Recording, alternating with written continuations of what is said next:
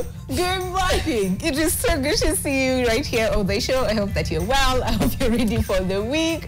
Welcome to the show. My name is Winnie Lubebe, and look who is back. I am back, and I've just been pranked. I have been pranked just before we went live, because we were just like, Mukali, your camera is that one. So this would have been me. I'm happy to be back. That is how we initiate you back into. We missed you. I missed you guys too. The nice things that you promised. Did I promise them on air? Yes, you did. Yes, was it on air? Yes. Was it like Mabuyu? What was it?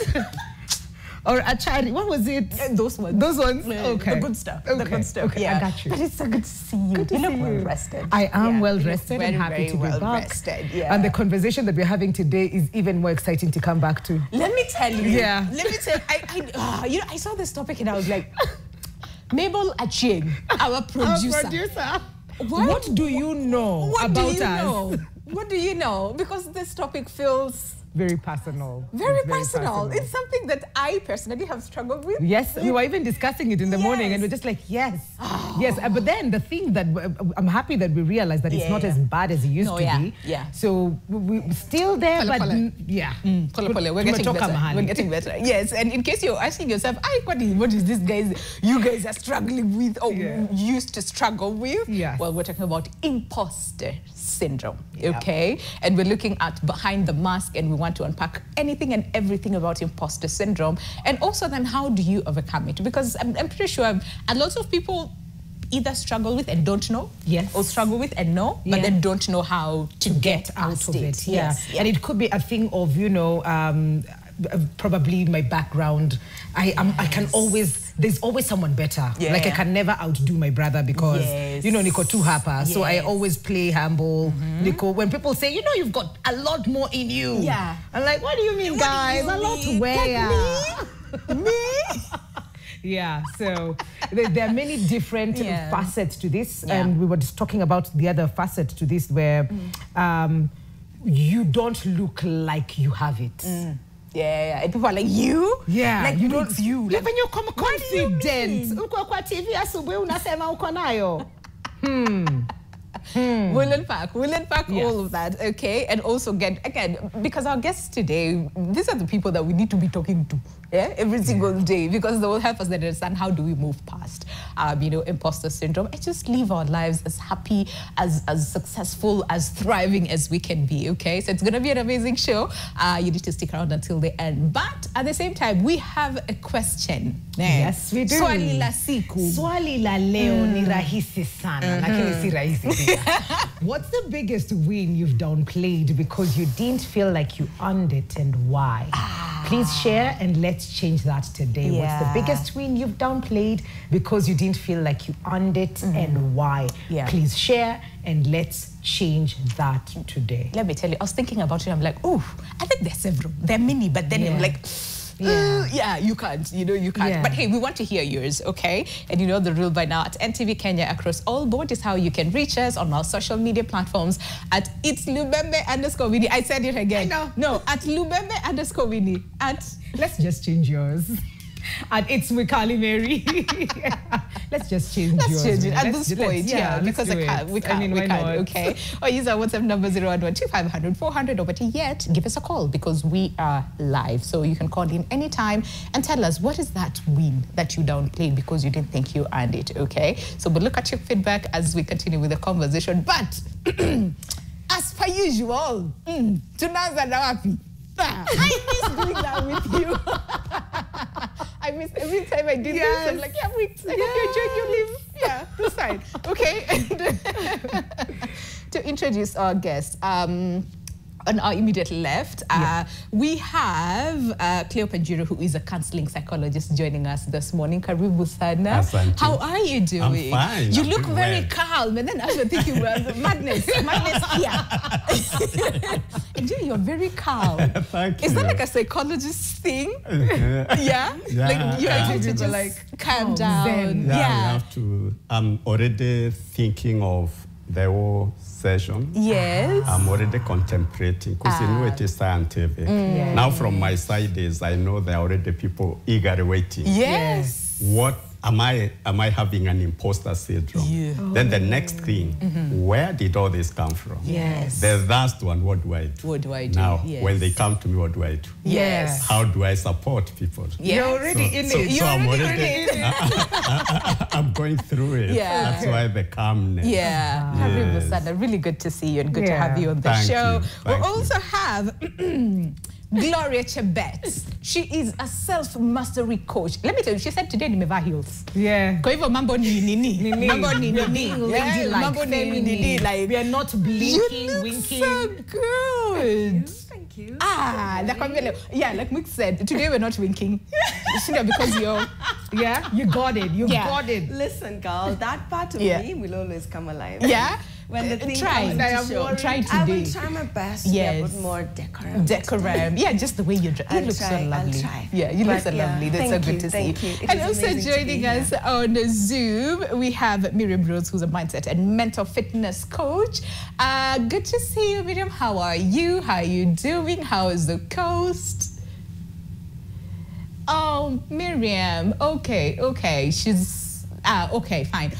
Yeah, we'll touch base with her in just a second. Remember technology. I mean, we have to adapt. It's okay. We have it, then we don't, because we had a whole mic check before. You know, said hi. We know where she is, but she'll be joining us shortly. It is well. It's fine. Imposter syndrome. Imposter syndrome. Can we just start with it at the very basic level? Who wants to go first? Whoever the spirit says, you go. You go. Who wants to go first? Chebet tunakuala, we see you. You want to go first? Cleopa is a gentleman. Yeah. Okay. Yeah, please. So, I have gone through this journey as well. I think everybody, I don't know about you, but everybody in this room from your introduction is something that you've experienced before. And my assessment of this conversation stems from the point of understanding truly what are the roots of this particular concept that we call imposter syndrome. In fact, even just calling it imposter in the first place or a syndrome in the first place is a problem in my books. In itself, Why? Because the moment you call it a syndrome, it sounds like it's a disease, like it is something that needs to be taken care of in a very structured, medical way and all of those things. Yet at the end of the day, it's a feeling. It's a feeling of doubt. It's a feeling of not feeling like you can show up in the feet or the shoes that you're really growing into. It's a sense of feeling not sufficient enough to wear the shoes and the dresses that you're growing up into as far as your evolution of your soul is concerned. So when you really look at it at the basis of what that is, it's like feeling anxiety, it's like feeling joy, it's like feeling not enough, all of those things. But the moment you put it into a box, this is the identity that you're dealing with. At that point, it becomes a monster that feels too far from you, too far from achieving, too far from moving beyond. And now make it worse, they call it imposter. Yeah. You know, when you say something as an imposter, you've already put it in a box that it's not real, it's pretentious, it's all of that and the other. Yes. The feeling itself might feel that way. You might feel like, you don't fit into this I don't fit into this room. I don't fit into conversing with people like this and that and the other. I don't fit into putting in my peppers for that role. But then there's also something else called audacity. Because at the end of the day, if you don't have the grace and the capacity to show up for yourself in ways that is needed, then that's where we need to have conversations from. So where does it stem from? Where does it come from? And I think that's something we want to discuss today, because I have danced in that space. But then there's a beauty of having to dance in the space of understanding the things that is coming up, from a place of understanding yourself. And from a place of complete identity of who you are. Not having an identity of who you are and having an identity of who you are completely dismantles how you get to deal with the concept of imposter syndrome. Because when you're coming from a place of complete lack of an understanding of who you are, then you're operating from a deep place of fear, a deep place of rooted concepts of what you are or what you've been based on the masks, which is the conversation for today, that you've worn since you were a child. But then when you start to understand who you are, then you even shift the concept of what imposter syndrome is, because then at that particular point of view, it stops being something that minimizes who you are, and it starts to become a threshold of shifts So you start to look at it like, okay, so the moment I'm feeling doubt about where I'm going somewhere. I'm moving into something. I'm opening into a new level of being, because the truth is, having that minimal experience of yourself is based on how you've been able to grow up. It's based on how you've been shaped. It's based on the stories you've been hearing. So that sound in your head that tells you, put your butt down. There's nowhere you're going. Let me tell you, did you see the way Cleophas knows this better than you? Did you see Winnie, the way she looked today? You do you even have a coin to buy the things that would make you look like that? Keep quiet. Grown-ups are talking. So when that voice is speaking, and it's speaking from a place of wounding, you tend to do this, and your shoulders go this way, and you start to become small. But when that voice comes and you have an understanding of self, you're like, you sit down, let me show you today. Let me show you who I am. Or you think that is who I used to be. Just be sitting and wondering, is it that easy? You know, and maybe we'll get to the nitty-gritties of like and how especially to move when on you from say that. It's a feeling. Because there's some people who've been stuck with that feeling for a long time. And so I don't know, Cleopa, whether this is now where the syndrome... when you're sitting in it for too long. Maybe we may want to start by, number one, what you have said, behind the mask. The mask, Mask is what we say about persona. Because persona is a mask, like the ones we put when we are acting. And persona, you gain it through the life. And there are many things that shape our personality, our persona. And that's why sometimes it's not very easy to say this persona is a disorder or is a sickness. Because you see, it's a part of who we are. It's a part of who we express ourselves. So that is the starting point of the mask. Then this imposter, if you go to psychologists, doctors, it's not in our diagnostic statistic manual. And it's not a mental disorder. It's not documented somewhere. As a disorder. But it is, you can look at it like a symptom, or something comes when, like now, it's a personality disorder, like pondering personality. It's something that can come up because you already have a personality disorder. Or it can come up because you have anxiety. You are anxious, and anxiety, mood disorder is a mood disorder. Or it can come up because you have depression. So it's like something that is being carried in no other, but it is not caused by any of them. But it is there. So it's a bit tricky, even when you are starting to think of how do you diagnose. How do you come to my office and I tell you have an imposter? Or when you come and tell me, you know, Cleopa, I've been leading and I think like I have symptoms of an imposter syndrome. So then I have to ask myself, what are we talking about? So based on that, then what is it? You can look at it from different angles. Like now Cleopa is seated here. Do you know how many times people have told me, Cleopa, if I have 10% of what you have, I would be very far. What are they telling me? You can do things for yourself. Cleopa, you don't have to be employed. You don't have to work for an institution. You can work for yourself. But you know, I have not even up to today come to terms with that. That is the thing. You see someone who is achieving very well, a very good technical person. Everybody is going for you in the office. Can you help us if you are in IT? And the person is very sharp. But the person does not feel like he has it or she has it. Deep inside, she said, I am not worthy. And then when she does well, and everybody is clapping, the person feels like he is a fraud. Fraudulent. Like, this is not me. I don't deserve this crown. I don't deserve to be to people to say that I am the one who did it and hides behind. Even tell someone, go and make the presentation. Because for them, they have not believed their worth and what they have done, they have the capacity to do what they have done.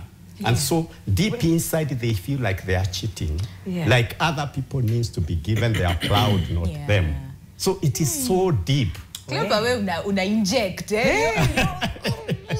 How many of those did you feel like? I'm just like, what? And then there are levels, and then there are words like self-sabotage. Yeah. Where does it come in? What does it mean? Is it the same thing? Is it different? And it's a thing that we do. We throw names around without understanding what they are. Yeah. And when we come back from the break, then we'd want to understand, because there's something that you said. So it's not a disorder. In itself, it's not like a mental health condition. Yes. Now I feel fine. It's a bit of a relief, but also complex in the sense that now if it's not in all those boxes, where is it? What is it and where is it? So we'll come then and really understand the relief part of it, like, phew, it's not a disorder, thank God. Okay. But then again, the complexity of it not being amongst the disorders, then how do I even know, you know, and how do you where do you How do you recognize? How do you recognize right? from that? Yeah. And then when we come back from the break, we'll also be speaking to Miriam as well. So ndio tumeanza tu and us feeling in a trauma. Yeah. But when we come back from the break, then there's so much to unpack really. But also the question of the day, just a reminder, is what is the biggest win that you've downplayed because you didn't feel like you earned it? And please share. And of course, we'll change that today. So what is that biggest win you've downplayed because you did not feel like you earned it, and why?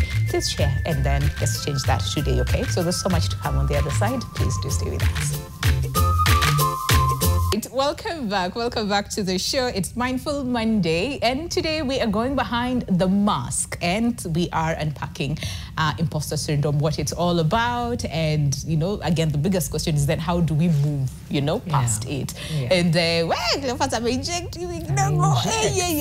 but this hour, and I'm sure by now, if you watched if you're not tuning in now, the first part of the conversation where both Chebet and Cleophas were trying to help us understand what imposter syndrome is, I'm pretty sure you can relate to one or two or three. That's true. There's a little voice. It's nothing much. There's like a voice that tells you, not good enough. Hawezi. Iyo ni akina nani. You don't belong here. That's the voice we're talking about today. Yeah.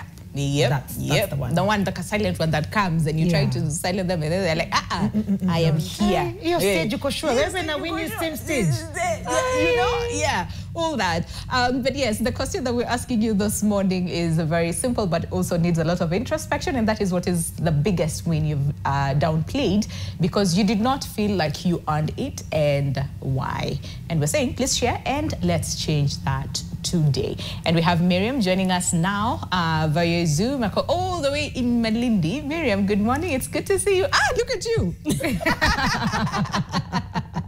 How are you? I'm fine, thank you. It's nice to be here. Thank you for having me. And thank you, really, thank you so much for joining us today. We'll just want to understand again from where you sit, imposter syndrome, and if you've ever experienced it, because I think all of us here on set, we've been confessing. Felt it. Yeah, I have. I read somewhere when I first learned about it. Oh, I didn't introduce myself. Am I supposed to introduce myself? Yes, please. First. Okay. Can you guys hear me? Yes. Yes, we can hear you. Yes. And please just speak up a little bit. Okay. I was saying that I was saying that I have experienced it. The first time I encountered it. Okay. I think the network. The connection is not so good. Yeah. Okay, but we'll come back. We'll come back to Miriam. We'll try one more time. Yes. Yeah. But pali tulikuwa tumeachia. Tulikuwa tumeachia mahali tumeambiwa. It's not a mental health disorder. Yes. And it's probably a symptom of probably someone who probably has like borderline personality. Yes. But then Chebet also mentioned how it's not a giant, a monster, it's a feeling. And when you're able to understand who you are, then you're able to look at it and be like, yeah, like I not know today. who you are, not today, Satan. You know what I mean? So there's a lot of that. Yeah. But then getting to a point when you realize, how do you realize that you actually have it? How do you recognize it? How do you see it? When do you see it? How can you do that? Yeah. Chebet. Okay, so I'm going to give an example of the time when I was shifting from the work that I used to do before, because I was in marketing and I was in tech companies. I used to work for Google right before I started doing the work I'm doing now. So in that particular period of time, imagine shifting from, working with systems and apps and products and things like that, and then shifting to start working with people. So a part of my brain goes, so, hi. Yeah. Hi, hey, who the hell do you think you are to be changing people's lives? We just keep quiet, keep easy. These are jobs for people who have gone to school for 15, 20 years to study medicine. They have doctorates, PhDs, and all of that. People who, who are you? And I remember the best thing, because I was in a really interesting phase of my life that allowed me to be able to sit and introspect, because even introspection has positive and negative ways of introspecting. The negative one is now that voice that is constantly screaming in your head. And then the positive one is when you're actually able to sit and assess what you're experiencing and see yourself through that particular space you're in.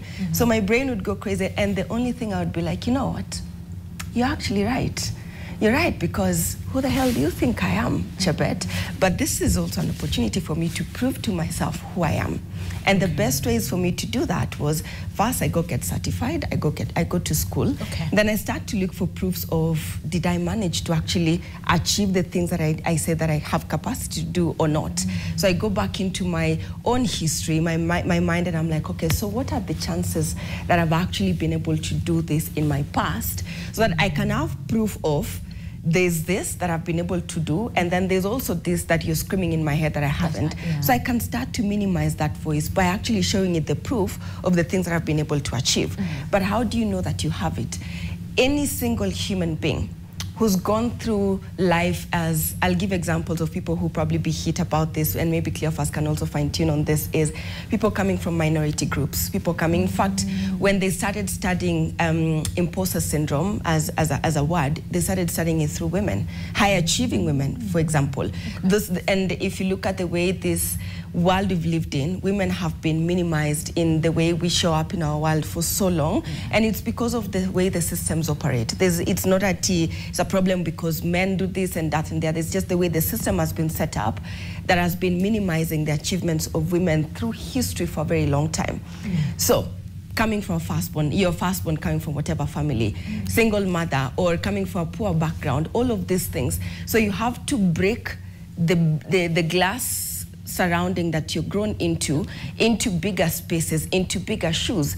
And when you start to shift from what you used to be, what you're used to allowing yourself to be, and you start to explore bigger shoes, bigger groups, bigger spaces, then at that particular point, your nervous system, the information that you're experiencing in the internal world and the results that you're seeing in the external world are not tallying. So your nervous system goes into, this doesn't feel safe, this doesn't feel like it's making sense to me, this doesn't feel like I am aligning with, there's something that is off here. So then the internal world that you're growing into and the proof of the world that you're seeing around you sort of kind of does not match yet. That's what I'm saying, is a threshold moment, a point of shift. So when you get into that phase, you start to realize, okay, there's a problem here, because for whatever reason, I don't feel safe enough. So it starts building things like anxiety, like you was mentioning earlier.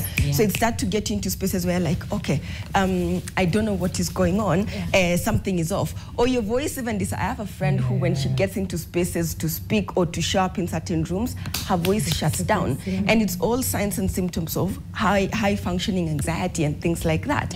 And then now, the worst part about this is, when you push yourself in spaces where, like this, your body is saying no to things, but you're moving, you quickly run into spaces of burnout, you quickly run into spaces of depression, you quickly run into spaces of severe anxiety, because you're not really listening to what the body is saying, because the body is telling you there's something off about, I don't feel safe walking in this space that you're moving me into. But then the truth is, you're growing into an environment that you're not used to. All of us will feel uncomfortable. But let me ask you, how many times do you see a child who's going from crawling to walking, and then we are saying that child has imposter syndrome because they don't know how to walk? No. We never say that. But why do we put measures and boxes about how we experience life when you're growing from one box to the next, to the next? Are we meant to stay in one box forever, or are we meant to evolve beyond the boxes we are in? So when we start to put them into boxes, into certain spaces, and that's one of my pet peeves, to be honest, in life. All these boxes that you have about, I don't enjoy them, because then it limits you into growing beyond what that box says that you should be. You could be your type A personality, type B, or whatever. So when you start to explore, or for example, you're somebody who keeps quiet. What is that word? Remind me. Introvert. Yeah, you're an introvert, and then now you're an extrovert, or you're an ambivert. So when you start to move beyond what it is that is your box, that is an understood or a believed sort of kind of concept of a box, when you start to get out of it, now your body starts to say, we don't know this. We are comfortable being small. We are comfortable not speaking. We are comfortable not sharing our truth. So at the end of the day, it's a complete fight between your truth and the truth that you've believed about what it is that you are, which is now the mask, which is now the stories. So there is the actual truth of what your soul wanted to express, and then there is the stories that the society has made you believe about what it feels like. And it comes from a lot of this upbringing that we see, that we experience, and even beyond upbringing. Maybe it's now you're growing, you're in a certain role, for example, and you're shifting so from being a manager to a director, and then you're still behaving like a manager and you're a director.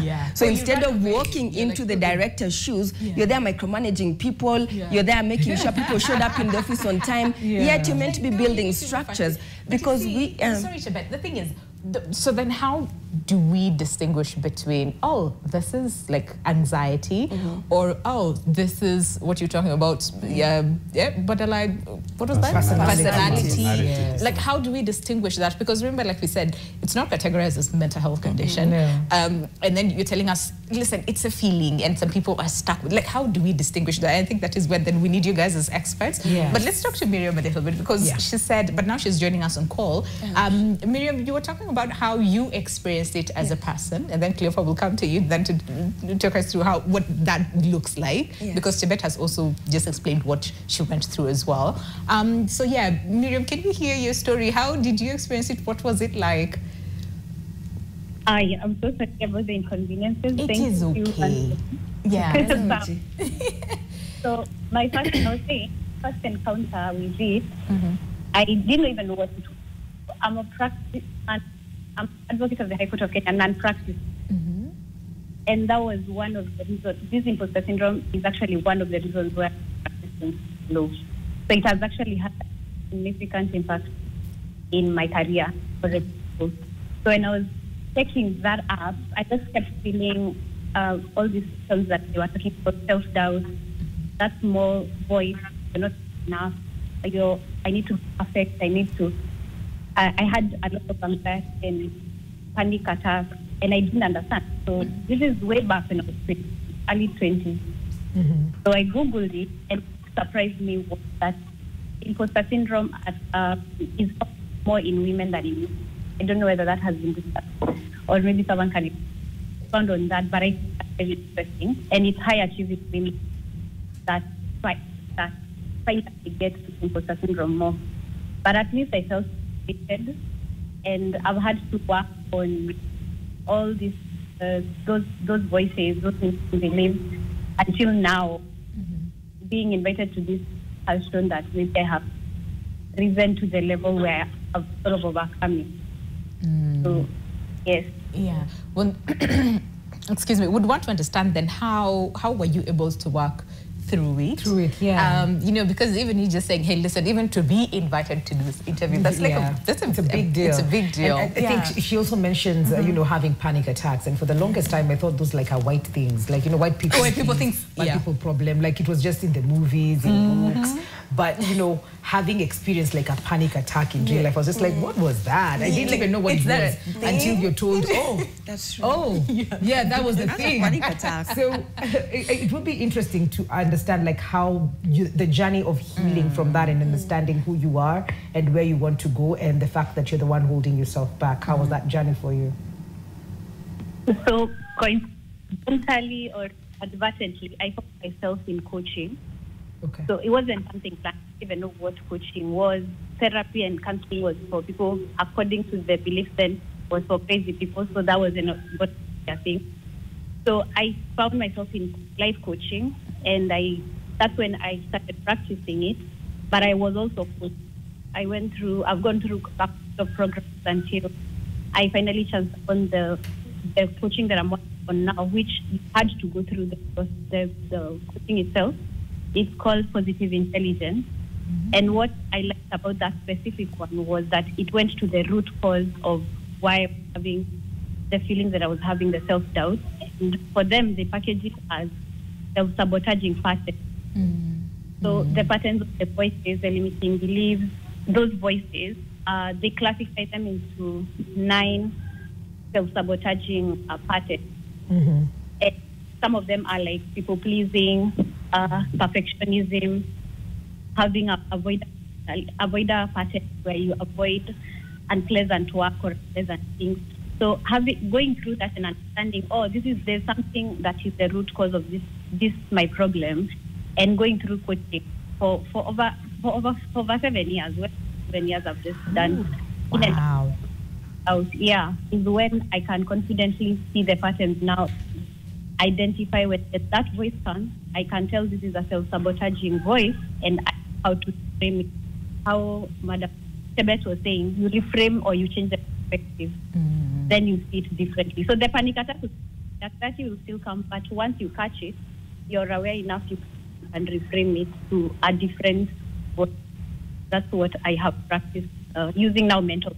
That's how I got into mental. Wow. Okay.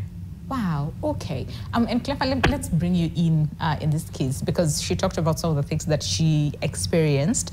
What are some of the symptoms that, to look out for? Because we've talked about panic attacks and, self-doubt and, and seeing yourself as undeserving, unworthy for some instances, inadequate. Can we just really understand them? Yeah, maybe you could allow me, first of all, to bring it down from when I said it's not a mental disorder. Okay. By first of all giving the definition of World Health Organization on mental health. Okay. That is when you are able to cope with the stress. Okay. And stress is when you are at work, if there is a high demand. When you have to do a lot of work, how do you cope with that? Or when there is a threat. And now what we are talking about is a threat. Okay. Because if you feel you are not good enough, if you feel like you are not competent, then you have a threat. Then the other thing that lies very well in this is the realizing of your potential. Now you are saying that you have a lot of potential. You can do so many other things. And people are already telling you, you have potential. You can do so much when you are speaking to people. You can be a good host, a good presenter. That's what people are telling you. Yes. And you have that potential. Yes. And you don't do it. Now, when you don't do it, there are those feelings now you'll feel. And that's where now we come to the symptoms. Okay. How do you feel? And that's what she said. You are not worthy. Your self-esteem goes down. Yeah. You are not confident, even when you can be able to do it. And so one of the things is we know you are competent. You also know you are competent because you have gone for the right training. You have the right knowledge. You have the right skills. And you've gone through even all the text in your training. But you still feel, I am not good enough. Your esteem is low. You cannot present yourself.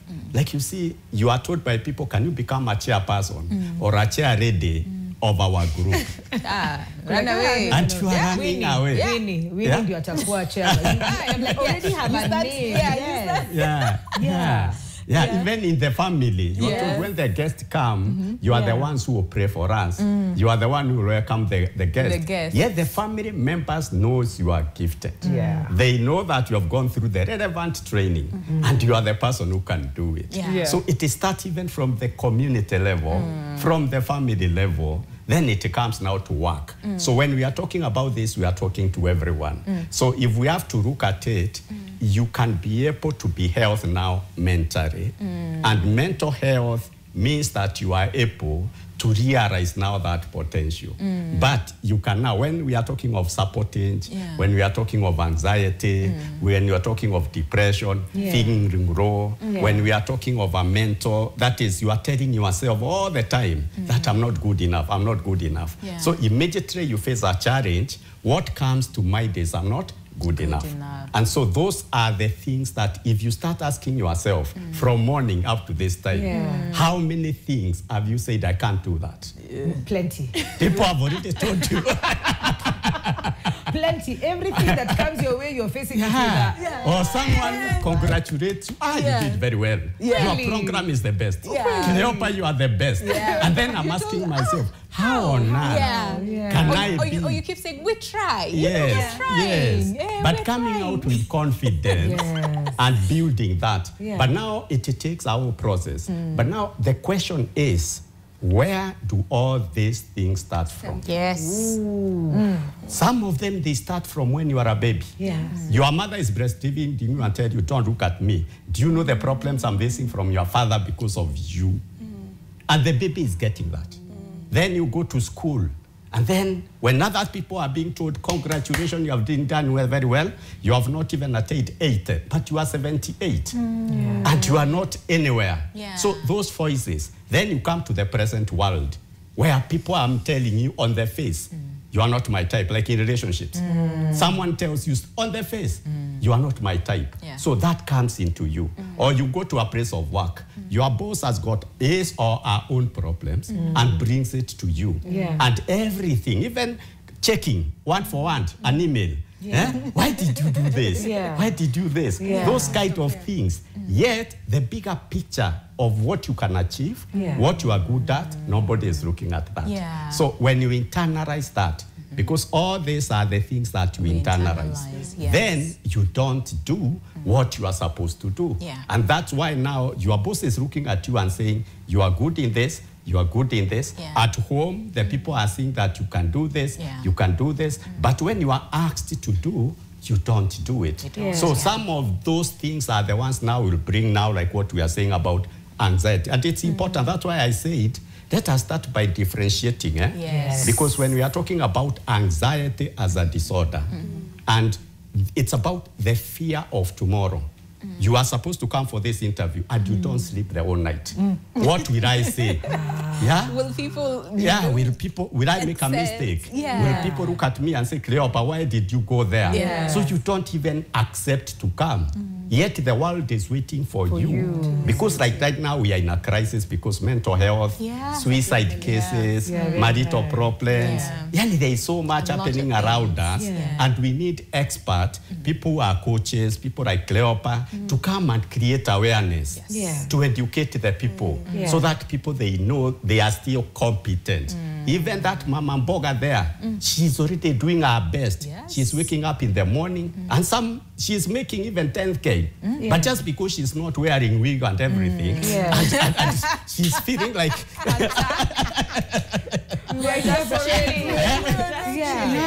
Yet she's educating her children. She is paying her rent. And no one, and she feels like I'm not worth, because I'm not driving this kind of a car. Then I'm not worthy enough. I'm not going to this hotel. And it's a lot. Listen, we need to go on a break, and then when we come back, unpack more, because let me tell you, when you think about the things that people have been told and things that we have absorbed, hey, it's a lot. It's a lot. Yeah, but let's take a look at what you guys had to say, and especially the question of the day, and that is, what is that one win that you have downplayed because you didn't feel you were worth? Okay, this one says, hello guys. This has been me for 21 years, and I am 21. I don't know why that just went straight to my heart. Manze, even teachers used to call me in the office, both primary and high school, but I was not able to change. They talked to my parents about the low self-esteem that started coming in, and unfortunately till now I'm still like that. Kindly bring this topic for a few days. Kwanza, the anxiety of doing something I know I can, but something telling me I can't. Na saizo mimi ni boy child walai. Oh my days. Okay, and then there's another one. Yeah. I'm Wycliffe from Nairobi. I have suffered and still suffer from this syndrome. I invented a formula of rating condition of structures, a problem that the project I work for had for a long time. The formula was accepted and adopted. The problem came when I was called to do a presentation. So they are good at what they are doing. Yes. But when they were called to do a presentation to the higher authorities, I felt nervous and couldn't do it perfectly. Something inside me was telling me that I'm not worth it. Yet I had invented something new that provided a solution to a real problem in the project. I need help out of this. Wow. How can you be a good scholar? It is something which had been disturbing me for a while, or Charo or Koth. Wow. Where clearly there's a problem. Clearly there is a problem, and clearly, you know, so many people are dealing with this. So the biggest question is then, how do we come, you know, out of it? How do we move past it? Well, don't go too far, because that is what is coming up on the other side of the break. But keep sending in your views, your questions, your concerns, whatever it is. If you want to share your story as well, feel free to do so, and we'll be going through them after the break. So just stay with us. The show is Your World.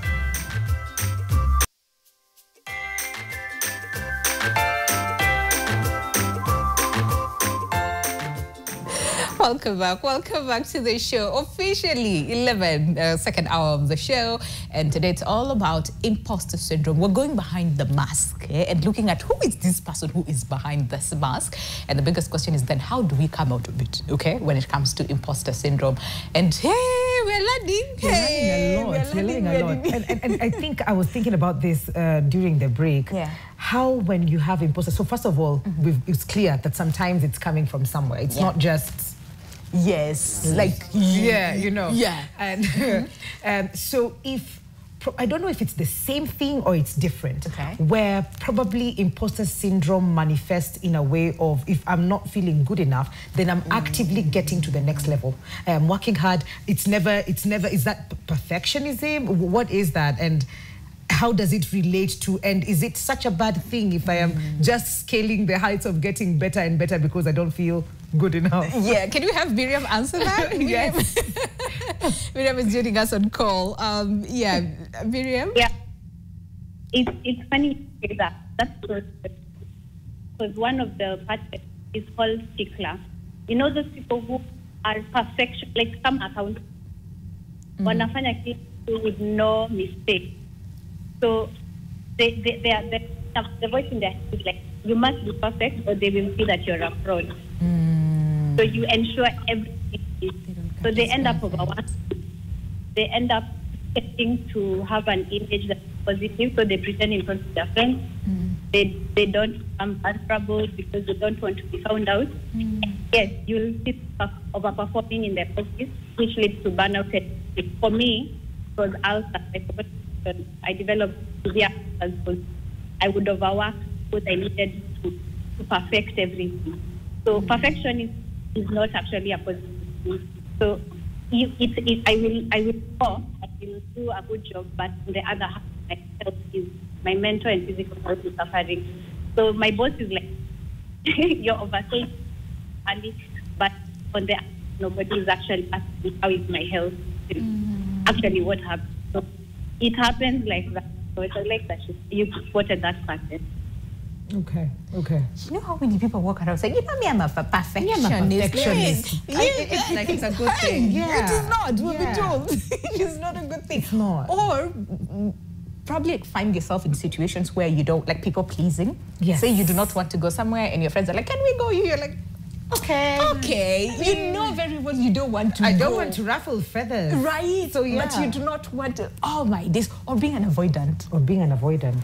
Where if it's conflict, it's things that needs to be dealt this way. That was me for a very long time, actually. Someone would do something and I know it didn't feel good, but I would never voice it. Why? Because, you know, maybe I don't like conflicts. So people would walk on you. And you would never say anything. And because people pleasing. But then it doesn't make you happy. That means you are not being true to yourself. That's the thing. Because if you're true to yourself, then you cry. They'll be like, I do not want to do it. I don't feel comfortable doing it. Then that's healthy. Then this other thing of nisawa tu. How do we come out of that cupboard? It feels like a journey, a never-ending journey. Yes, but it's like we're always, you know, the cage you were talking about, Chebet, where it's like you're just locked there. You run, but you're not going anywhere. You're just there. There are three things that I want us to look at when we're talking about this conversation. Okay, and as you know, my story by now will always go back to conversations about personal power. Yes. Okay. So the first one is sovereignty. The second one is your truth. And then the third one is a sense of belonging. When there's a mismatch between these three things, that's how you find yourself deciding, you know what, fine, let's just go. 22 to 22. Because now you're not honoring your truth, but because belonging is very important to you, then you'll do what? You will shut down who you are, you'll shut down your own truth so that you can be able to show up in that cycle of friends, in that spaces that you're being called to. The other one is now, for example, that fine, your sense of belonging is not impaired. You're around a group of peers who are constantly telling you, you're so good. Did you see how you did, like the guy who's spoken about putting together a concept and being very confident about what he built, but then when he's been asked to show up in front of people to present it, to talk about it, there's a problem. First, I used to have similar issues. And my ways, for whatever reason, I've been co-opted to boards or spaces where I had no business being in since I started working. So I'm presenting to a board of directors or whatever, and I have to speak. I'm telling you, I used to speak so fast, nobody used to hear what I'm saying. Because I'm so anxious, I want to finish speaking so quickly. I used to speak so fast. And that was just one of the signs that I was showing that, I'm in a room that I have no business being in. Okay, so when we're discussing the concept of sovereignty, that's where you believe in your own power. You believe in who you are. Even if, I almost said something you guys would have if we can look at some people who hold serious offices across the world. I will not name names. And the things some of them say, you look at them and you're thinking, how did you even get into that office? You know, and it comes back to believing in yourself so crazy that it doesn't matter what the world will tell you or show you about who you think you are. But because you know so well, I am worth my salt, even if there's no salt you're worth. That building your sense of power, sense of self is important, because then you will create things, you'll work on systems, you'll build things. But when it comes to actually embodying the truth of what you've done, that sense disappears. That ability to show up in that power disappears. Because why? Your ability to see and honor and have agency of your own power is non-existent. And of course, when you start to go down to the roots of this, we'll go back to, as he was saying, a very simple example. Even the concept of birth itself is in itself a traumatic experience, you know. And as very simple, honest and gentle example you use, you're being breastfed and then your mother is looking at you telling you, atafunga macho. You know, as a child, your ability to show up in your agency in that particular moment is being shut down, because that's how kids communicate. That looking at you, looking at your eyes so that they can see your eyes, the way it's moving, your mouth smiling, are we happy? But then no, at that particular point, just shut down. So what is happening to your sense of power? It's being completely disintegrated in that moment. When you look at the concept of truth, it's about being able to share and speak your truth. Your voice, using it to speak, share your story from a place of understanding, share your truth of what you're experiencing, and being bold enough to speak about these things without the fear of, I will not belong, I will be, they will leave me, I will be abandoned, and all of those things. So when there's a mismatch between these three things, that's where we get to spaces where we would people please. We would go into perfectionism, because we have to be perfect all the time for people to see me in my worth. So we've forgotten that in essence, my worth has nothing, absolutely nothing to do with how people assess me, because I am just who I am. Just by being human, you're worth being human, you're worth existing, you're worth living the same way an ant has all the worth in the world to exist and live just in itself, walking around, chilling in the kiginyos and hanging out. So, but then you want to squeeze it and squeeze it and kill it. That's the same thing we're being done to constantly by the pressures of the world, by the stories of the world, by the stories of our upbringing, by the community, and all of this continuously delete or take away our sense of sovereignty and our sense of power.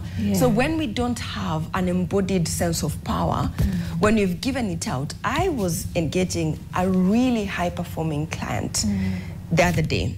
And one of the things we were talking about is how she's traded her sense of, her concept of father to her boss. Okay? So her husband dies, who becomes her sense of strength? The boss. The father dies, the boss. And then now, because she didn't have a sense of masculine figure in her life very early, she's grown so well. Like, she's not like a small, no. She's like a high-level person in the company.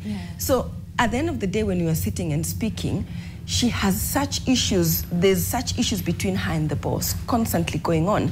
And then she's not able to stand and fight and face the boss in her truth, because why? Her sense of power is with that person. And that is where the problem comes when it comes to all these concepts of imposter syndrome. I had another call with another lady a different day. And when we were speaking, she tells me, oh, when I speak, my parents don't listen to me. They don't hear what I'm saying. They pay more attention to my elder sister. But then the truth is, at the end of the day, when you really assess what that is, she's already submitted all of her power to who? Her parents, to such a point that when she's not performing in accordance to what the parents expect her to perform as, then she's not doing what? She's not showing up in the way her community expect her to show up as. So at that point, she feels as if she's small, she's not heard, she's not enough. And then the voice in her head will not be gentle at that particular point. She's like, oh, what did you see? And I told you, you're not like your sister. You keep on behaving like this, you know. And then when she wants to speak, what is done? She's overlooked. She's overlooked. She's overlooked. Do you think that situation is going to help her in any way build her inner voice to become stronger? No, it's going to keep on depleting and depleting. But if you look at it, at the end of the day, her power is externalized. Her sense of worth is externalized. Her self-worth is externalized.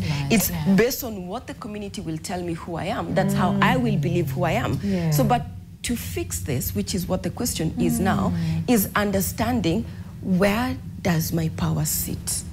And first of all, how do we even know our power? Sorry, I just got distracted. 11, sorry. And the clock. I love it. Yeah, like how do we even know how much power we hold? Because I think this is something that a lot of people struggle. And given our communities and how we were raised, you're told, oh no, women don't do this. Oh no, as a boy, you're not supposed to do that. Agreed. You know, that we don't even sometimes know who we are. You know, it's what just growing up. Yes. So I have three things as I was listening to her and we are going with this conversation. The first one is the power of name. Like Cleopa. The moment I hear Cleopa, something comes into me. And whatever I do, that name Cleopa carries a lot. The same thing with the one like I'm a perfectionist. I have anxiety disorder. I am depressed. I now carry that. It's like I you have own it. avoid that. And you put it. Then that means a lot. It moves you from your identity, who you are supposed to be, and then you get to something. Now, when you come to me for therapy, a therapist will be listening to you. And there is a school of thought which we say that we need to empathize. And we know many people have said about empathy. Empathy is I'm listening to you, and as you speak, I'm picking the ones you are saying. I'm observing your non-verbals. You say something, and I can see tears wanting to come. So already I'm starting to see. And then you repeat something over and over again. You say something over and over again. So those ones you are using, they are the ones that I will ask myself, what's going on here? Is there something that we need to help this person to deal with? And then from there now, we also have to look at certain things like what you said. When already you've been told, when you feel I'm not good enough, I'm not doing what I'm supposed to do, I've not achieved, then the question is, would you keep quiet? No. You need to ask yourself, how can I keep on improving?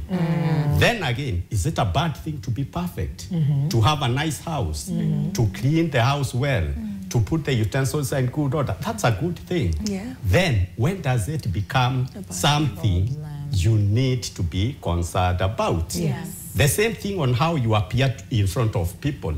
There is a way you need to have some decorum. Like there is places you need to speak. There are places you can keep quiet. There are places where you need to allow your boss to go and present, because that is the protocol. So there are all those things that are there, and it's okay for you to know that. Then the question from our head is, when does it become an issue? When does it become something you need to talk about? And that's why when we are saying, I have an imposter syndrome, I have a perfectionism, I have avoidant, I am doing this, I am sabotaging myself. You know, all those are ones that we keep on saying, and they register, and they become like Cleopa. Because that's what I am telling myself. That is what I'm being told. So that is the name everybody is calling me, and I come to accept that. That's why when she is saying about the places we keep people, the pigeons, like you are this way, you are this way, but you are an old person. So then, when you come to me, and even you who is listening to me today, how do you access that this is an issue? Even if it's not a disorder, I need to visit a psychologist. I need to visit a coach so that I can be helped. Number one is, what is average for your age, for your status? If you are an educated person, if you are a scholar, then how are you supposed to behave? What arguments do you have? How do you have? So that is in the average. In the society, people who are achieving, what are they doing? They are waking up at 5. And so I'm not a perfectionist. If I have to wake up at 5 and sleep at 9, I am doing my work and I can see the fruit of my work. Because that is the average. That is what the society is doing. But then it will become a problem if Cleopa is not sleeping. That I'm working 24 hours. And I'm doing a lot. That is beyond what other people are doing. So that now becomes an issue you need to deal with. The other one, which is quite important, is if you have started doing something and it is now you are not able to function, that you are supposed to make a presentation, but you cannot make a presentation. You are supposed to do certain work. You have been given an assignment, and it is clear you have the training, you have the skills, and you can be able to do it. And yet you are saying someone else to go and do it. Then it is already affecting your being functional. Even in the family, just cooking, preparing tea in the morning, and yet you know how to prepare tea, but you cannot. Then that disturbs your relationship in the family. And so it's already something that is making you not functional, not do what you are supposed to do. So all these things people we are getting from the diagnosis, and then you put it, we can only come to me now, I reason, I see how you are repeating those ones, and then I now put it to you, and you tell me whether this is affecting you as a person, the way you are supposed to relate with other people. Like now, a young person who is 23, and they cannot go and mix with the other young people of their age, what they are doing, even in church. We are not even saying the other things that people do, but the person is at home, seated there, because if I go out there, people will not see that I'm good enough. And so they sit home. So you see, there are basic things that the whole community can suffer. But we only know when you are not able to do what you are supposed to be doing according to your age and according to your level of education, according to the opportunities that are coming your way, and you are crying, there is no money, there is a lot of problem. Yet you have the potential to go out there, get some cabbage, put them there, tell people this is 10, 20, and then at the end of the day, you have your maid, you have your rent. But you are not doing that. Because someone has told you, you cannot do it. And then you can only be a person if you are in an office. You can only be a person if you are a business. You can only be a person. You now put yourself down. So those are the kind of things we are thinking about. And now the question you asked, what do you do now? When you come to me, when I pick that, then I'll be asking myself, what theory, what technique, what approach can I use? And we have so many approaches. The first one is, if I pick is coming from your childhood experiences, I allow you to talk about how your childhood was. If I pick it has to do with your thinking, there is a way you are reporting yourself, then I can challenge that thought. And I can even tell you to have self-talk. Tell yourself every morning. Look at yourself in the mirror. Tell yourself I'm good enough. Talk to yourself of the capacity and all that. So there are different techniques when you come, we can be able to use to help you to come out of what you are going through. And you don't have to seek counseling. And that's a problem that people are having. We can only go to see a doctor, a counselor, because we have an illness or a condition. You can go because you see, last year, this is where you are. This year, this is where you are.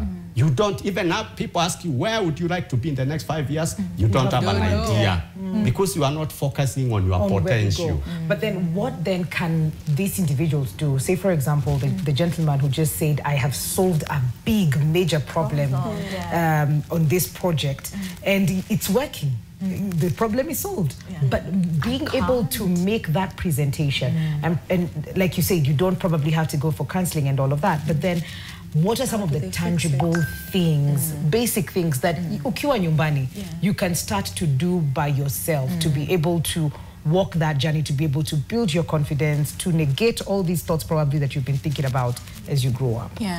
So, as you asked the question, just as I answer also the question you're asking, you asked, how do we even know our power? How do we even fix it, you know? So personal power is a balance between, before I even answer balance between, they say we are human what? Beings. Exactly. Human being. We are so doing, we are constantly human doing than we are ever human being. That's where the problem just starts. It's in the name. We're meant to be being. And because we don't know how to be, then we don't know how to sit with, embody the aspects of ourselves that are not performative. Because we are exactly. Slow down.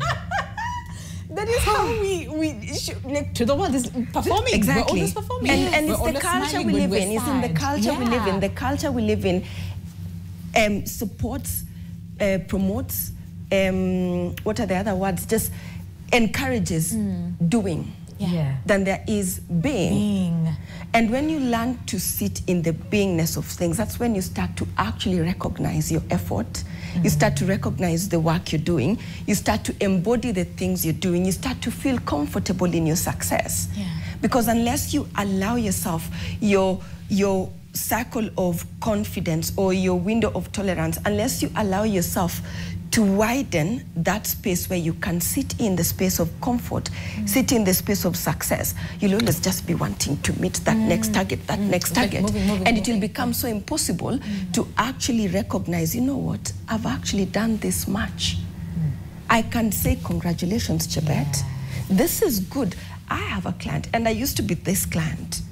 People write you, one day somebody wrote an email to tell her how good she had been to them. She started reading that email, she cried.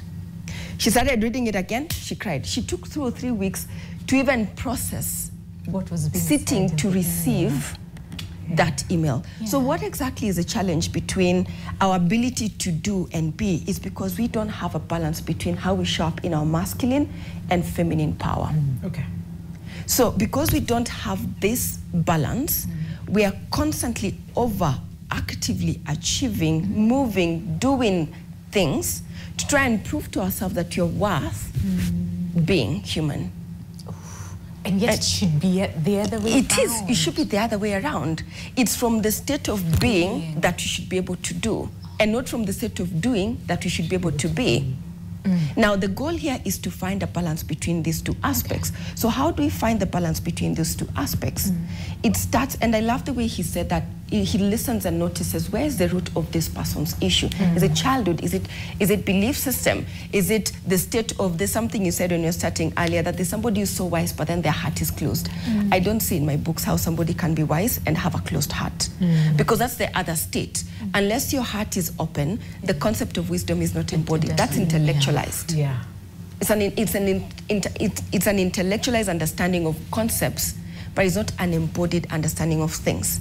So we are being asked at this point in time to come to a place where we can allow ourselves to both be and also do. Because if we don't do this, we'll never allow ourselves to feel into the spaces where there's doubt, there's gaps, there's issues, we'll always be running to find the next solution to fix it. And there's no answer there. Hey, being. Yeah, it's in the name. Yeah, but no. Rarely do we sit with that name being. No. We don't. We're constantly showing up. We're still... Agreed. And that's my invitation to everybody listening to me today. I need you to find a way to just be in your space. Work with your nervous system. That's the foundation of any work that looks like embodiment. It has to be somatic. It is with your body. Unless you do that, every story that you've ever experienced is encoded in every cell of your body.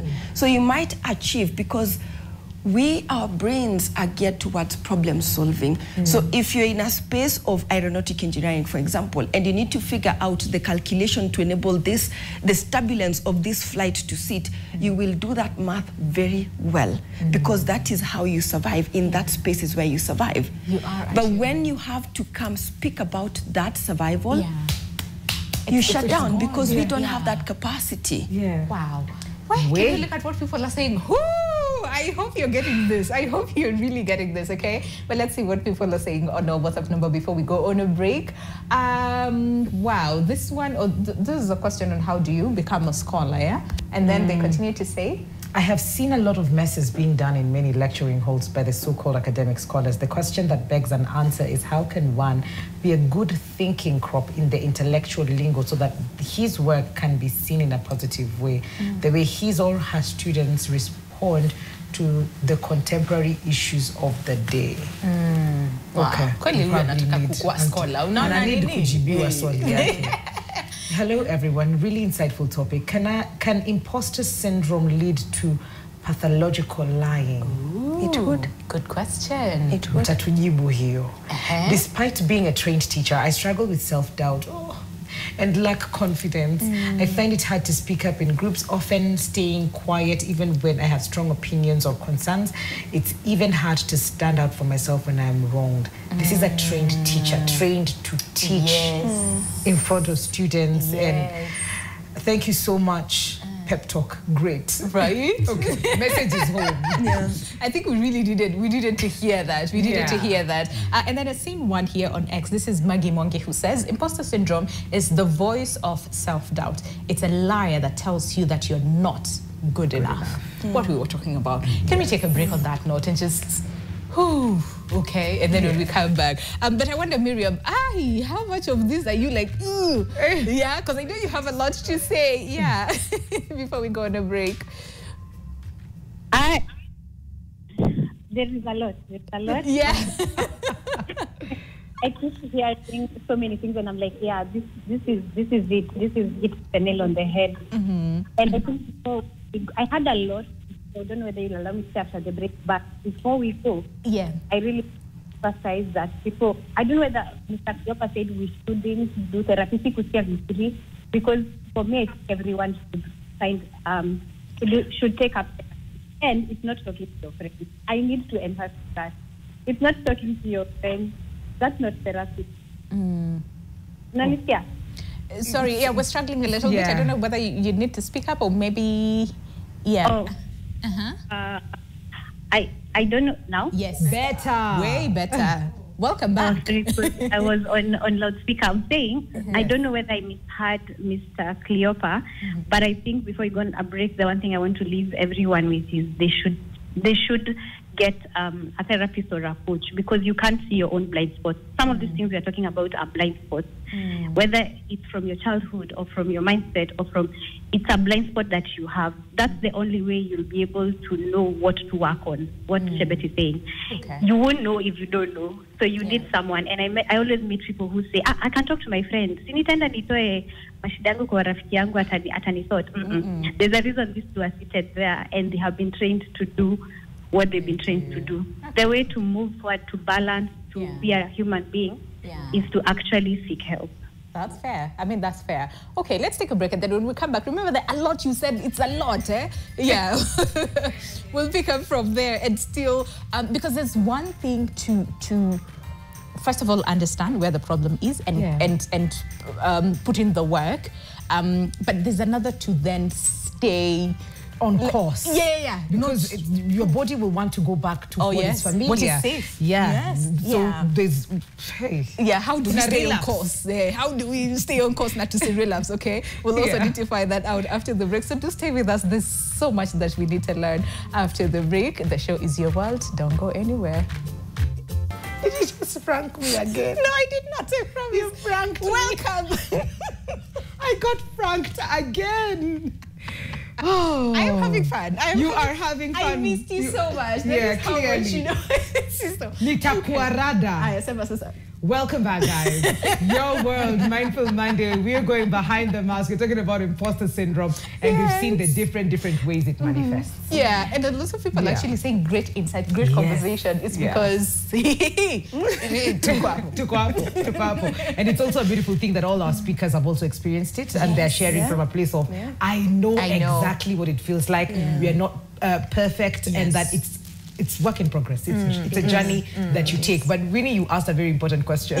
Before, when we were on a break, like, how do we stay on course? Yes. You know, how do we stay on course? How do you call yourself back to order when your body just wants to go back to what it's used to?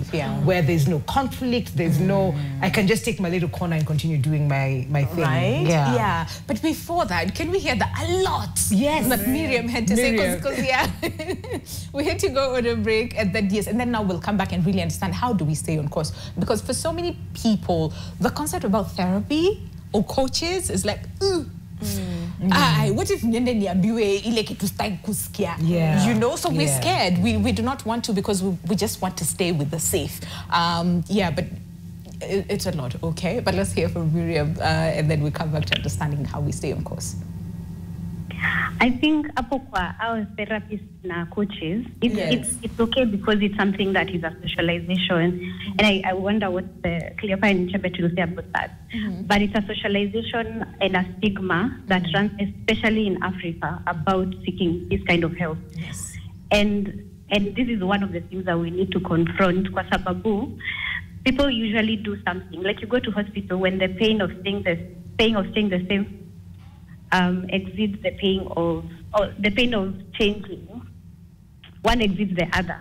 So ukiona utaki kuendelea hivi, if your relationships are failing, if your work is failing, like me, I got ulcers. I knew I had to leave. It wasn't a negotiation. I'm 24 and I have ulcers. Me, I thought ulcers were for old people. So the pain of staying the same for me exceeded the pain of changing. So I actually took on coaching. So it's not a negotiation sometimes, and I don't think the reason why I even became a coach is to try and tell people you don't have to get ulcers, you don't have to get pension headaches. You don't have to. It doesn't have to come out through your physical manifestation. Do it before. There's no shame. I keep telling people, CEOs, managers, these guys, high-flying people. One of the coaching I ever attended, it was a closed set. And also, I'm not supposed to reveal names, but the one thing I observed at 24 was the people who were going there were high-flying people in Kenya. So it's not, mnaambiwa ni shame kwa hawa watu wako chini. Lakini those other guys, they spend money on improving themselves. Higher. The other thing I wanted to say was that the brain is a muscle. So mental fitness is like taking your brain to the gym. There are two parts of the brain. There are many parts, but the two parts mental fitness works on is the limbic system, which is the part of our brain, evolutionary, that was meant to survive. So, for example, imagine us in the cavemen or cave women. They had to stay away from danger. So they had to use that part of their brain as a central survival strategy to reduce their chances of physical and emotional danger. So that part developed, and it's the one we are still using in the 21st century. So you're sitting there waiting, hoping that your boss doesn't tell you you're not good enough, because you already believe it, so you don't want it echoed back to you. So most of the the patterns we were talking about that cause the emotion. See, everything starts as a thought, then it becomes an emotion. So if I already think I'm not good enough, and then my boss is like, wewe pala sana, that will evoke an emotion that is a negative emotion that will trigger something physical, and then it becomes ulcer. You see, there's a trajectory, but initially that response is a fight or flight, which was supposed to keep me safe from a lion. But in the office, I don't need that fight of flight. So that means I don't need to be using my limbic part of the brain right now.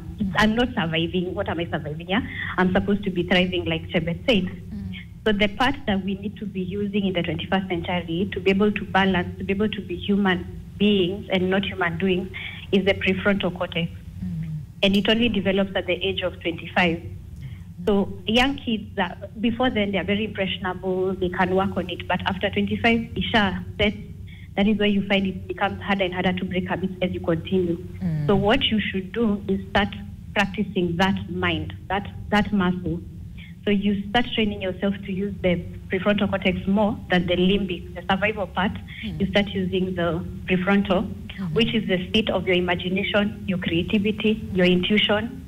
So your decision making becomes better, your self-trust becomes better. So it's not conceptual. See, I have to be this, I have to be this. No, when you start using the part of the brain that supports that, it becomes automated. Because most people have automated the limbic, the survival, over thousands and thousands of years. So we need to now automate a different part. That's what I was saying. I had a lot to say. So the other thing I wanted to say was the lesson. We also need for me to grow a tough skin. But if I didn't go through that, I wouldn't have learned that. So we need to also appreciate what life also offers us. You place yourself in a family where you're abused, or the project guy who was talking about the project, what he needs to ask himself, or what I had to ask myself was, what can I grow? What is the positive quality? What's the positive value can I grow? So I grew self-love, I grew self-worth, I grew self-acceptance, I grew self-esteem, which is things I didn't actually have. Had I gone to a firm or an organization that didn't have that environment, I'm not condoning it, but there's a way you switch, you change the path, you reframe things, and now no one can take away those things. What you like. So I have grown, my soul has evolved to that level of self-love, self-worth, and self-acceptance, and forgiveness also. Oh, I see. Yes, thank you. What you were talking about, how, again, socialized background, where someone tells you you're not this or you're this, they call you all those names. Instead of us taking it as it is, learn to say, no, that is not who I am, and then, look at the positive, aspect of it. Okay, staying on course. Or even for someone who's like, okay, I can pick 1, 2, 3, 4, 5 of what you guys are saying, and maybe I might have imposter syndrome. So what is the first step? I know we talked about the things that you can do, at home, but then again, the first step, seeking help, okay? Seeking therapy. And Miriam is like, your friends will not help you. That's true. Seek professional help. You could around me. There's that question of the person who said that he had a project and he could not go to present. So I would want to, and then what she has told us about therapy. It's very, very important to start seeing all these things. Sometimes you could have anxiety, and anxiety is a disorder. Okay. You have done well, you have done your project, but you cannot study in front of people for various reasons. And that's where now, when people come to therapy, they are coming because of some of those things. But when they come, we now start seeing these underlying things. Like now, imposter syndrome is something that we can work on.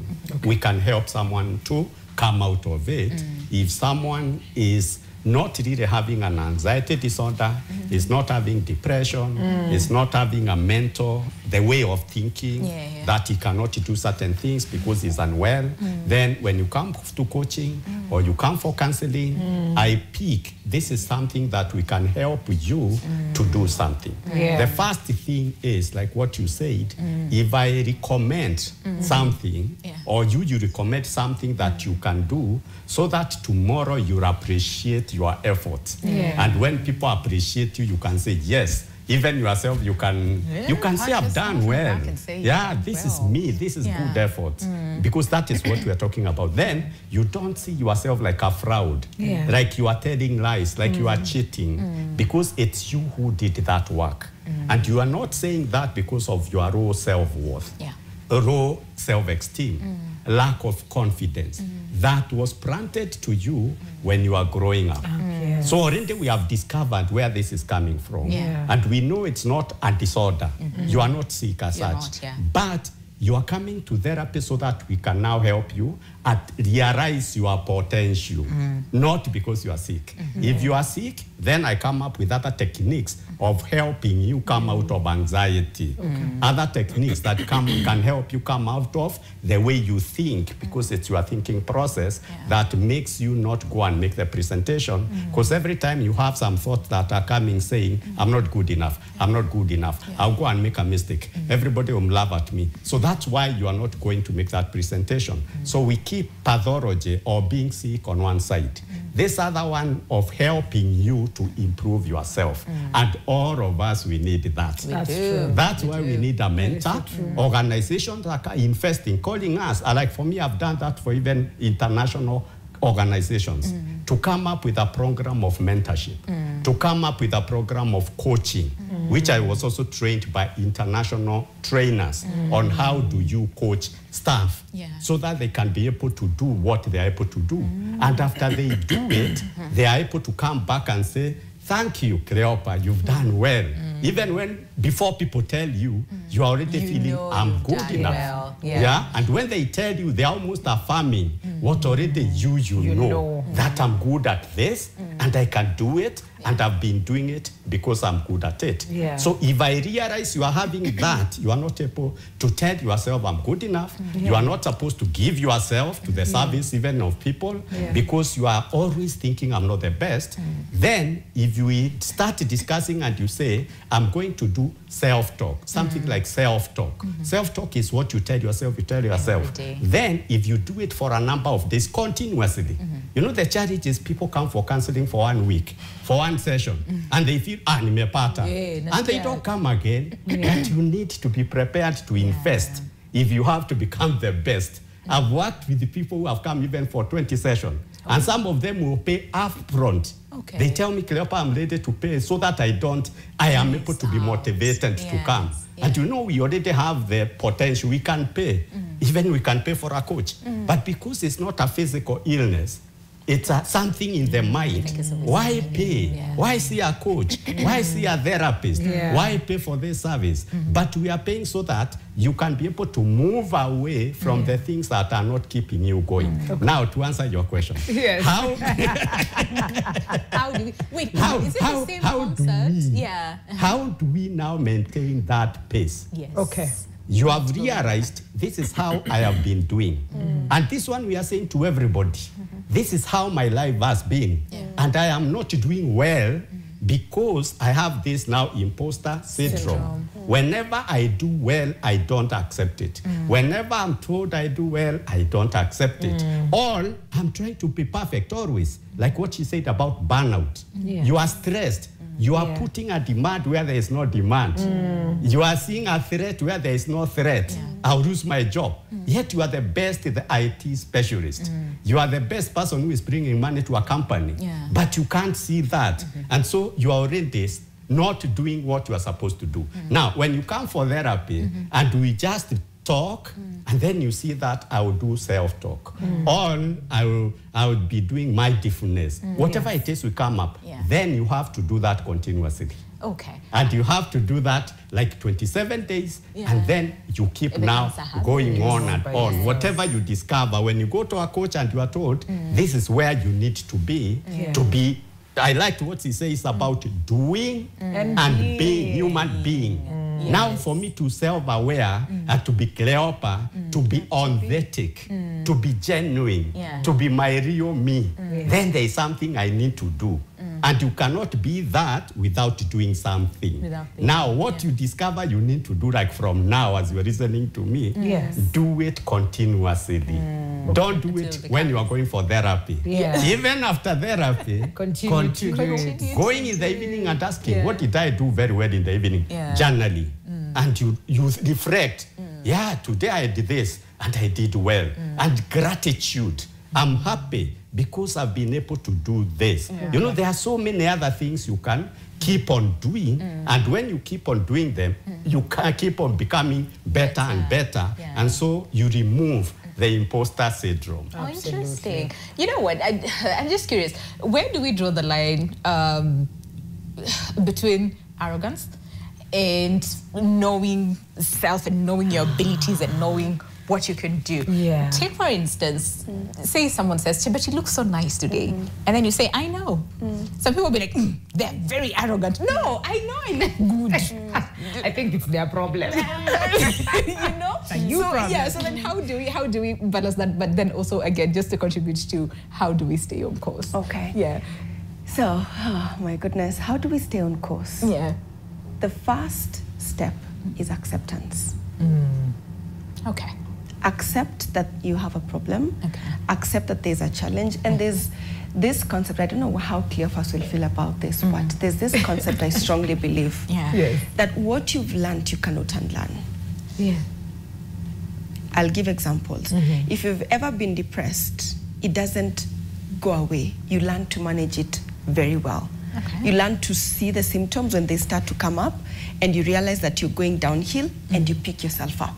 And you do that over and over and over until that sense disappears. Okay. It doesn't like completely go away, but it's somewhere in, but the voice of that feeling is not here. It is down there. That's like the a same, virus. It doesn't go away. It's just dormant. That's the thing about our systems. What we learn with, not our systems, energy cannot be destroyed. And that is energy. Okay. If you see it from the scientific point of view, energy cannot be destroyed, but it can what? It can be transmuted, it can be shifted, it can be changed. Every emotion is energy in motion. So even this sense of imposter syndrome, it doesn't go away completely, it doesn't disappear. But what happens is your voice of truth, your authentic voice becomes louder than the voice of perfectionism or that imposter voice. Okay. So at that point, as you build on self-talk, you start to get into spaces where your own authenticity speaks louder than your own fears. Then at that point, you have conquered whatever it is that was an inner monster that existed. But then this is also the other thing I want us to notice is this.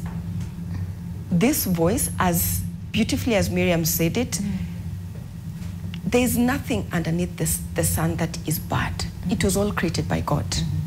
So there is a serious purpose as to why we have that voice. And the moment we start accepting that voice, while it is not something I want to hear, there is a truth it is saying. It might not be the truth, but there is a truth. And that a truth means there's a root underneath that story that is very true, that if I look at that root, I will pay attention to where this voice is being so loud from and deal with it. I'll give you a very gentle example. You meet a madman in the street, akutukane. You respond to that person. How long will you guys be arguing? Yeah, forever. We'll be there. Right? But if you meet that madman and they abuse you and you say thank you and you just look at them and be like, oh, okay, I hear you. How long will that person be mad at you or speaking to you? No, leave madman, your boss. Your boss screams at your face and you want to argue. How long will that argument last? But if your boss is screaming at your face and you look at them and you're like, you know what? I hear you. I understand. That will be done. How long will that conversation go? You've taken what? Your power back. And that's my invitation to everybody. Accept what your brain is telling you as stories. First be like, you know what? Sawa. Okay. I'm no nonsense. I am not enough. But where did this come from? When did I learn to believe this to be true? Be curious. That's the next thing, because being demands curiosity. Be curious. Ask yourself, when did I learn this as a truth? Because it's a truth. Your brain is repeating it to you over and over and over. There's something Miriam said about being in our limbic brain for so long that we forgot to be in our prefrontal. And actually the prefrontal we are the only animals, other than dolphins, which other ones have prefrontal, that actually have the capacity to actually think. And notice as we are thinking. That's the power of the prefrontal cortex. But that demands being present. But the concept of presence is something so foreign to so many of us that we don't know how to be present. Can we actually what happens? Like a topic in itself? We shall discuss that soon. Yes, because I see our time is so much spent. Like we literally have like 30 seconds to be out. Okay. Yeah. So first, accept. Okay. And then secondly, once you've accepted, inquire, ask yourself, when did I learn to believe this to be true? It will send you back to the root of where that story is. Yeah. The beautiful thing about our brain is this: the moment there's awareness, the structure is dismantled. I see. The structure is dismantled. So build awareness, understand, and then I'll put in structures and systems and measures. It could be coaching, it could be whatever that supports you in changing that belief. But the beauty is knowledge. Enough is sufficient to shift your state. So I'm a big believer in self-healing. Yes, I'm a coach, and there are therapists out there that you could see. But if you don't have that capacity and resources, I promise you, you can do this if you truly believe that you have the capacity to do it.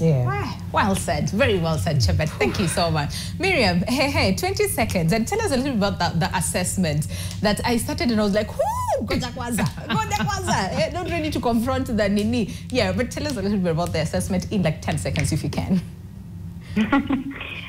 Everyone should take that assessment. Yes. Because there's nothing even to be afraid of. What I like about it is that it just shows you your patterns, and it's what Chebet is saying. For you to accept something, you have to know it, and for you to change, you have to accept it. So the assessment just shows you your patterns, and it's nothing to be afraid of because literally everyone in the whole world has patterns. Everyone. It's just that we have, me and maybe Chebet have the same patterns. They rank higher. You and very have higher, like that. There's nothing to be ashamed of. In fact, if you feel ashamed or you feel resistant, it's what Chebet was saying, go to the root cause. Why are you feeling that? But that assessment, if you guys can just send it to as many people as possible, because it's just a self-awareness tool. Once you know what you're dealing with, then you can start working on it. Okay. Where can people find it? Is it just online? Online. Yeah. It is online. It is online on positiveintelligence.com. Positiveintelligence.com. All right, yes, it will be great for everybody to actually take that assessment. Okay, Cleopa, as we bring the show to a close in like 10 seconds, your parting shots. Mine is, she has repeated what will Cleopa say. She also said what Cleopa will say. But basically, we are all speaking the same language. Yes. The same language of self-awareness. Just be aware of who you are. And then accept where you are right now. And it's a process of personal growth. It's not something you are going to see and be given a dose. You're not going to see a therapist and we give you medicine that you taste. It's a process of growth. And when you start, you don't end. You keep on seeking more information. You keep on seeking counseling, seeking coaching, and the moment you allow yourself to grow, whatever you are going through right now, you can be able to slowly by slowly change, but step by step. You cannot do it just like that. But it's good to also respect professions, respect experts like doctors, psychiatrists, because they'll be able to diagnose, coaches, psychologists, because all of us, we have been certified by our various bodies to do that. So you can't do it by yourself. And we can be able to help. Okay. Well, very well said. Wacha tufunge show. Tupumue, tufikirie, and we need na tufanye hiyo test. Positiveintelligence.com. Okay. Chebet, thank you so much. Cleopa, thank you so much, as well as Miriam Akoapa. Thank you, Miriam. Well, have yourselves a lovely day. My name is Winnie Lubembe. Learned a lot, and we'll see you tomorrow right here on Your World. I am Mikali Mary. See you tomorrow. Goodbye.